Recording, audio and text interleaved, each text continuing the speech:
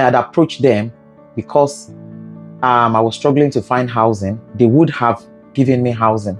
But when it now comes to renewing or our documents, then they would have denied us.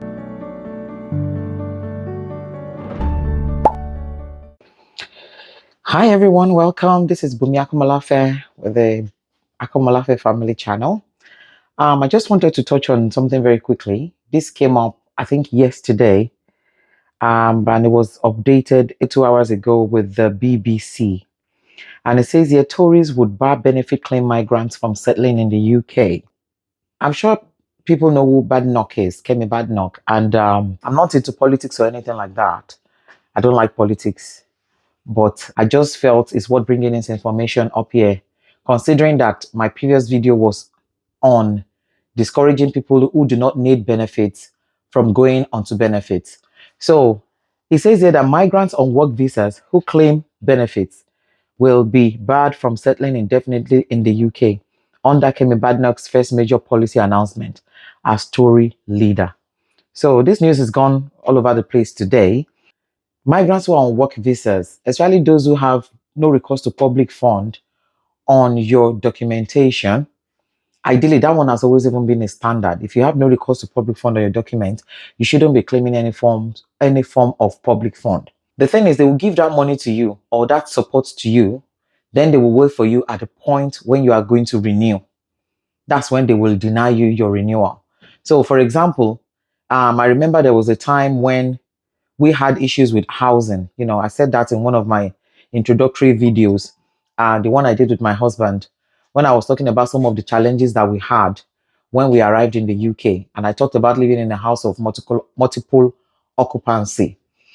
I remember that at that time we did consider going to the government to seek council housing, and our lawyer advised us against it then, that that's classified as public fund and we should not access it. Because of the situation we're in then and having little children, if I had approached them because I was struggling to find housing, they would have given me housing.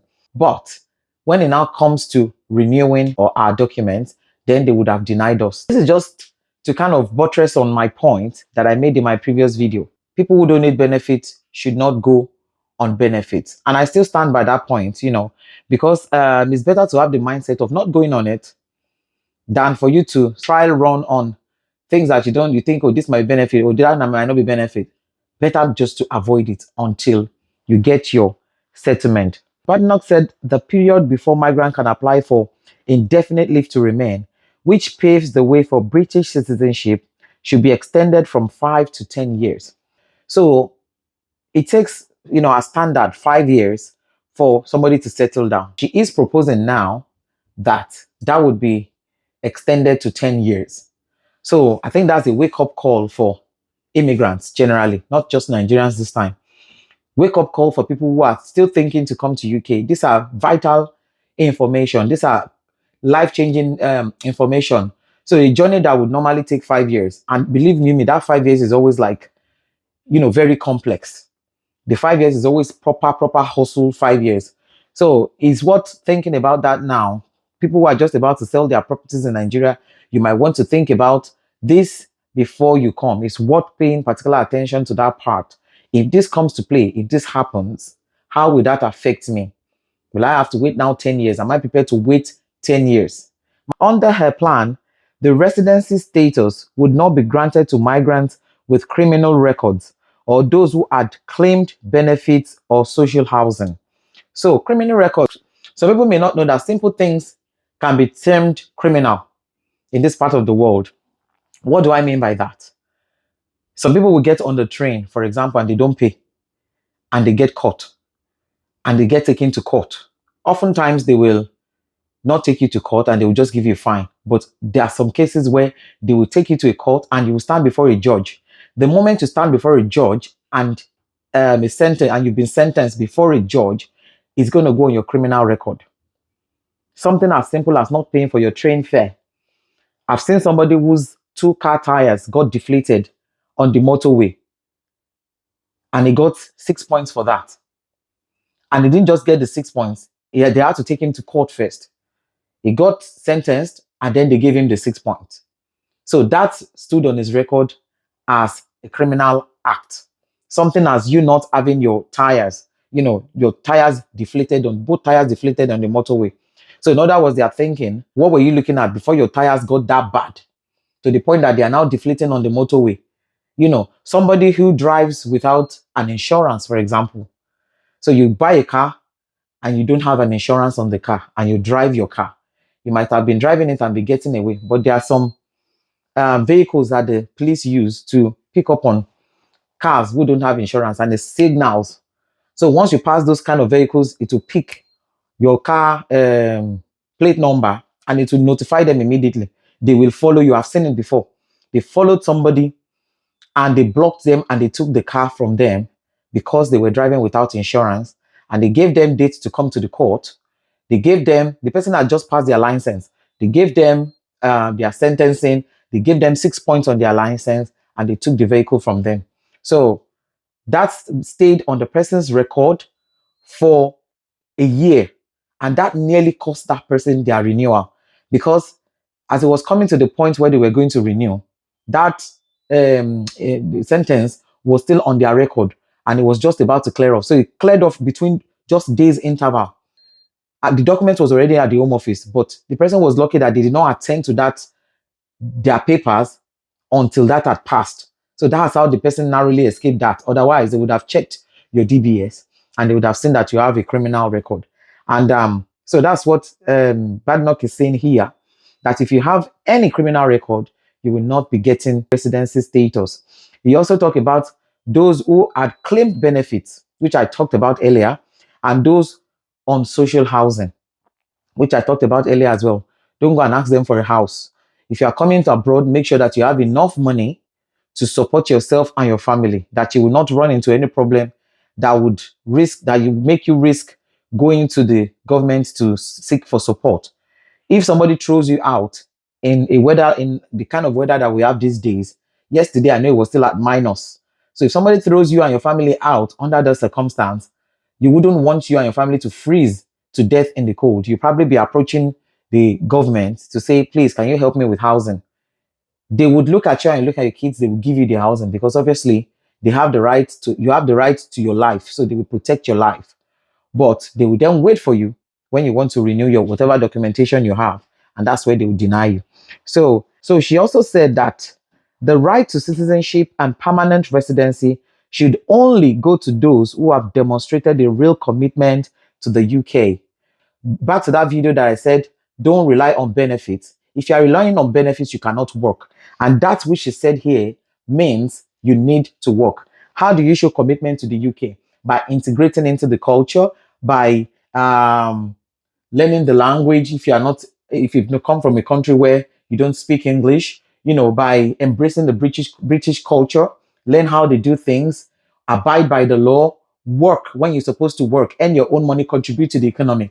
And that's how you demonstrate that you are a good citizen. A person can currently apply for British citizenship 12 months after they have been granted indefinite leave to remain.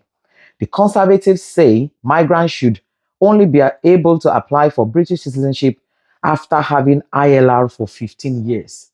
Now, this one is the grandfather of all of them. This one is the one that broke the camel's back. So usually, once you have indefinite leave to remain, after 12 months, you can transition that into your British citizenship, which is a British passport. Now they are saying that indefinite leave to remain should be in your hand for 15 years. People cannot become British citizens until after 15 years, after getting their indefinite leave. These are major changes, guys. These are major changes that, people, I have family too who have just arrived, by the way. So I'm as concerned, as a lot of people out there. So these are things that people need to start becoming familiar with if this comes to play. And the chances that they will come to play, very, very high. So migrants claiming ILR would have to show they were a net contributor to the economy to be eligible for British citizenship under the Tory plan. So it means you have to be paying your tax. This means that they would have to prove their salary and tax contributions were greater than the cost to the state, which I talked about earlier on. She argued too many people were getting citizenship through this route and was creating a strain on public services. Are we creating strain on public services? Of course we are, because when there's too many of us, now services that are available for the citizens suddenly would not become enough, and they will continue to have to make more opportunities. So simple things like even getting GP appointment now is become a problem.